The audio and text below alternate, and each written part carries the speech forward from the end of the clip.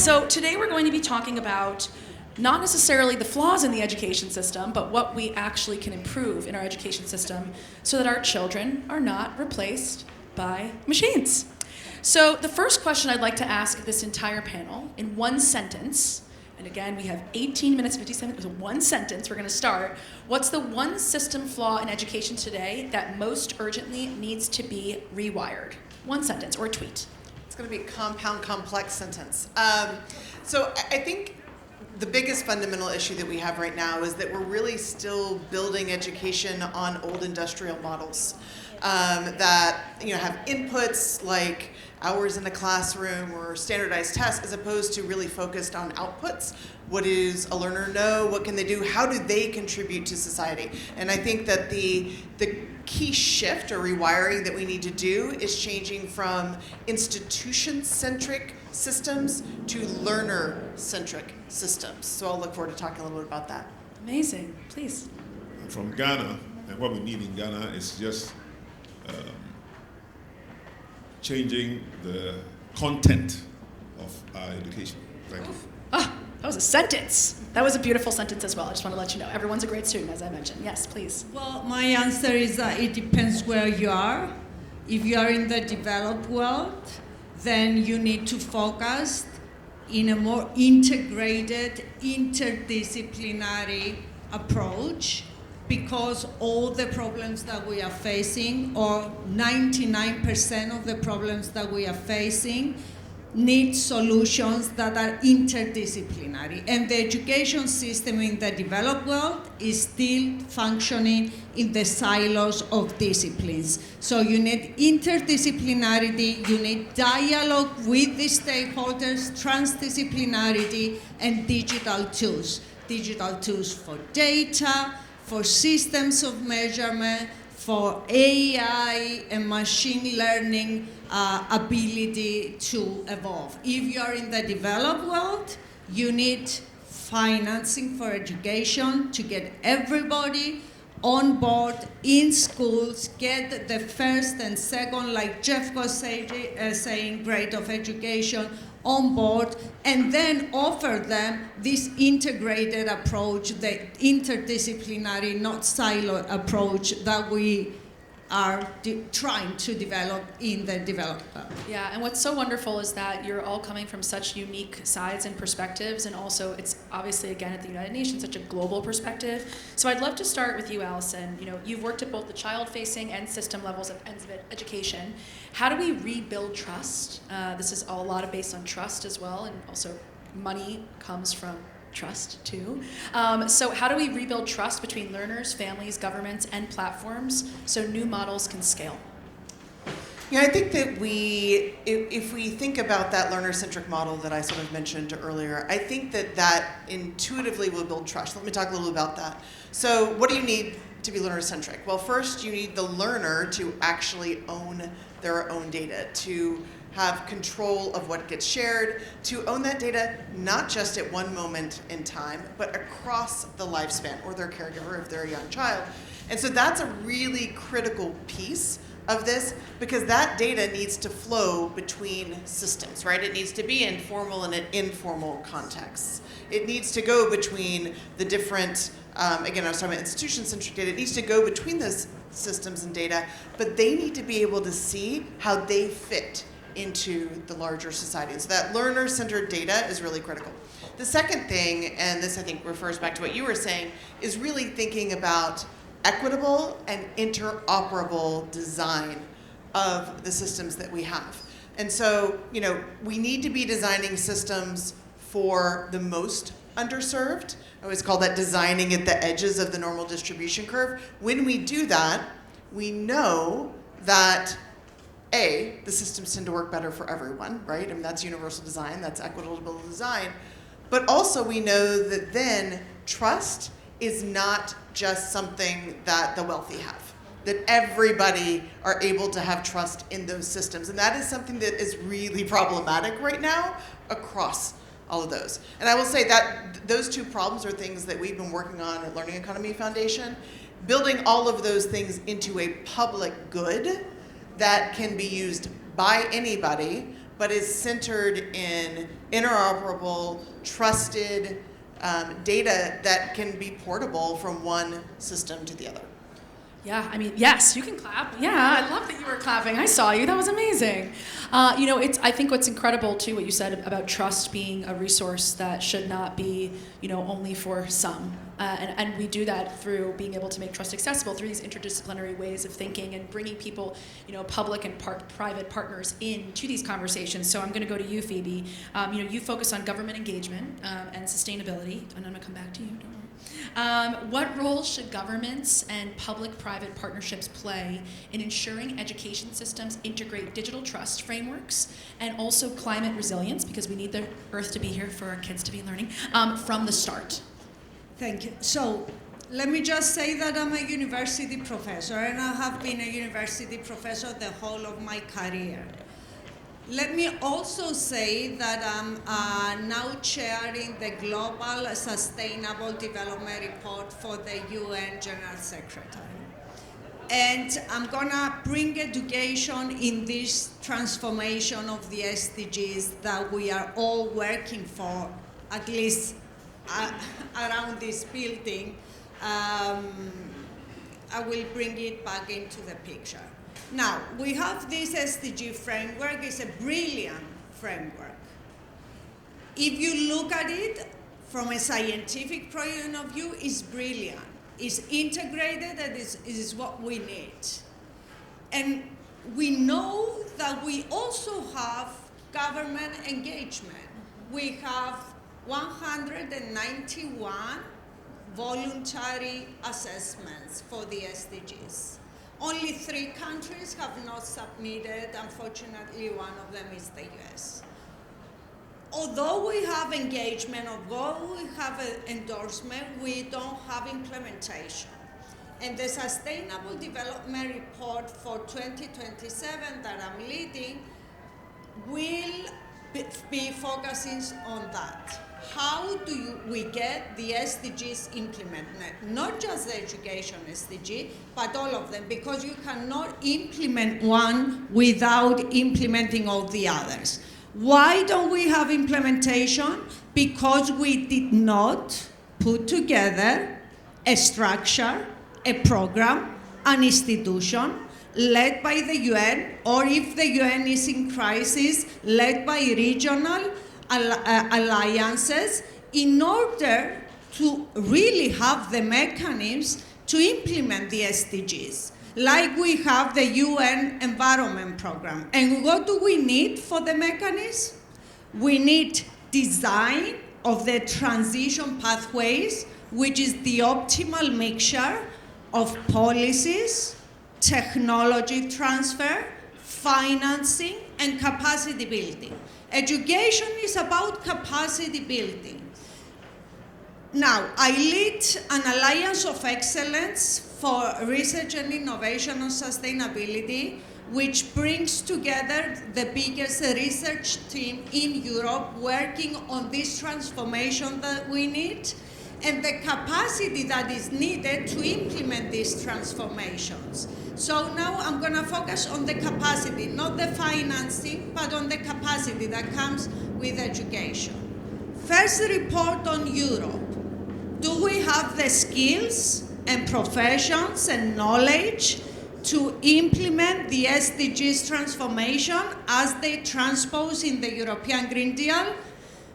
Machine learning, deep neural network approach, 85% of the skills and professions we need in Europe for the European policy framework to be implemented, to get the SDGs implemented, although we have the money, are missing from the labor market. Wow.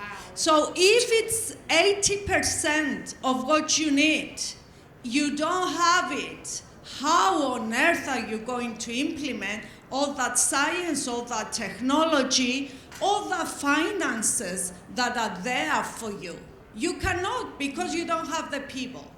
The situation in the Global South is less good in terms of 95% of the relevant labor force is missing. So we need to get serious and finance education, finance upskilling, reskilling, finance continuous education. Financing education is tricky when you don't have this fiscal space in your country because it's a long-run investment. You need to have low interest rates, huge maturities. So it is important to de-risk education projects, to sell education projects for what they are, a growth accelerating activity, but one that has long maturity. So you really need to revise the global financial architecture with regards to education in order to enable the de-risking with government guarantees, with multilateral guarantees, and also bring in new instruments like bonds for social impact, like instruments that allow you diaspora bonds as well. Yes. And of course, any small tasks, small things. We'll just, but you're absolutely right. And what's so incredible what you've brought up, Debt for education swaps. Yes. Let's do that. Yep. And the whole thing will accelerate. I think what you just said too is really goes along with what Dr. Jeffrey Sachs was talking about, right? Is that education is not just for benefit. It's really not just infrastructure, but it actually is a completely different way in terms of economic progress. And if you could do all this strategy and all this, from the SDGs, and then you implement those SDGs and it doesn't do anything because the people aren't there to actually not only benefit it, but do anything with that infrastructure. So thank you. And I would love to go to Ekwow. Ekwow, yes. As someone who has shaped education at the national level, what steps can governments take to modernize their systems so learners are prepared for today's world? You talked about content. So how do tools like technology, updated curricula, and new ways of recognizing learning all play a role in that transformation? Thank you very much. I'm privileged to be seated here with three elegant women. And of course, they have different backgrounds that I don't have. I've never been a university professor, by the way, even though I was invited to do so at various points in my life. But I guess it may be useful to just point to some of the things I've done in the area in many areas, but specifically with education, so that it becomes easier to relate to the points I'm going to make. There's been a discussion about finance and funding, and I happen to have worked with the World Bank 30 years ago, with African Development Bank also 40 years ago. And for those who are, since we're in a diplomatic environment, it's good to mention that I used to be ambassador to the United States, joined the President Clinton era 30 years ago. I'm not as old as I sound, but you were 12 when you did it. You were an intern. It's important to remember that. I was a university president once in Ghana, and I also worked for the Commonwealth Telecommunications Organization, so in the telecom sector. But the point I made when I said the change in content, I give myself and my country as an example.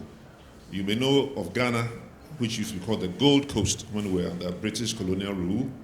So after 500 years of European colonization, they still believe that Ghana is a place where a lot of gold comes from, and it's still the case now. Ghana is still the highest producer of gold in the whole African continent. But you should not be surprised, and you may be surprised, because I have become surprised myself, that in the entire educational experience that I had, I didn't have one lesson for one day on the subject of gold production. Nobody in Ghana, and I've tested it with people of my age, people who are 50, 60 years old.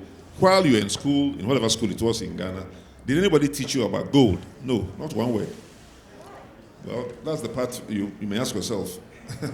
Then the second crop that is also, Ghana is also known for is cocoa, called the cacao, chocolates, whatever. We were the first producer of cocoa for many years, second producer, third producer. We're always in the top 3, 4, 5 producers. no Ghanaian person has ever sat in the classroom, including myself, and been taught one lesson about cocoa or chocolate production for the entire, 50 years, 60 years. And I was Minister of Education in Ghana, so I'm speaking with knowledge. And that is what has to change. That how it will change and what content we put in it, we'll spend many hours to debate and discuss that. But if you understand that structural inconsistency, we got a colonial education. So our colonial masters, the British, wanted us to learn subjects that would allow me to speak the kind of English that you can understand, right? So they achieved that very successfully. But the content of what I need to do and my countrymen and women need to do to make that country and most of the other African countries have that education relevant to the natural resource of that country, completely zero.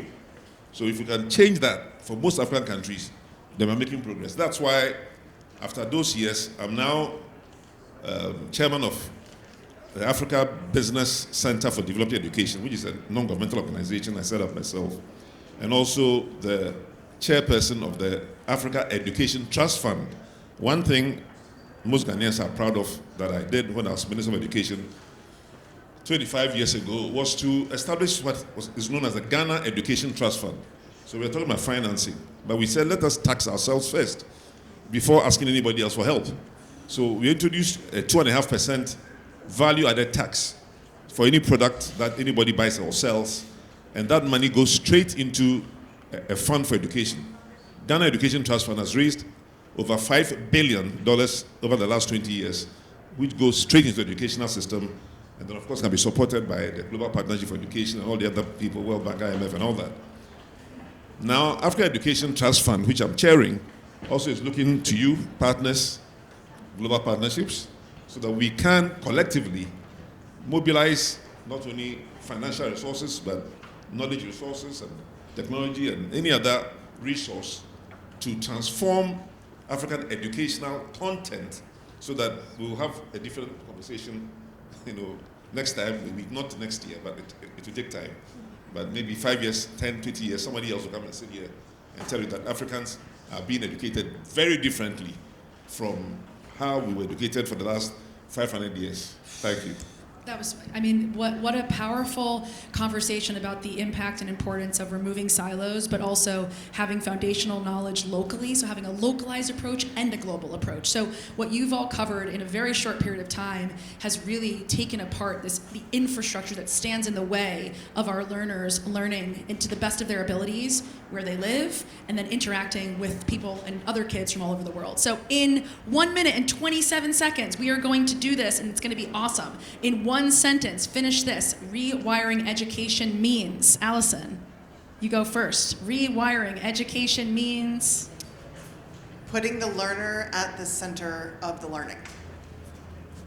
For African countries, especially my country, changing the content of education to be more relevant to the needs and the aspirations of the people of the country or the region.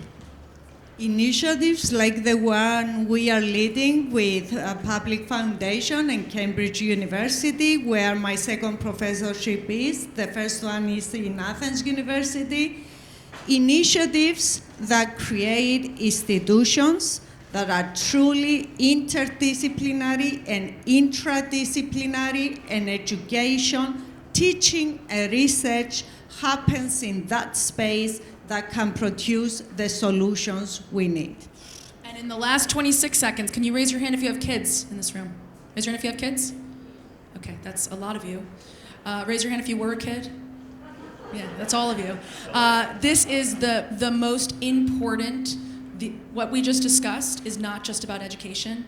The future is here now, and it is the most important thing to invest in. This is not something that is just a nice to have. This is a must have for GDP, for economies at scale, for us, for collaboration, for for peace, for our world. And so think of this as an investment, not just charity. Thank you, everyone. Thanks so much.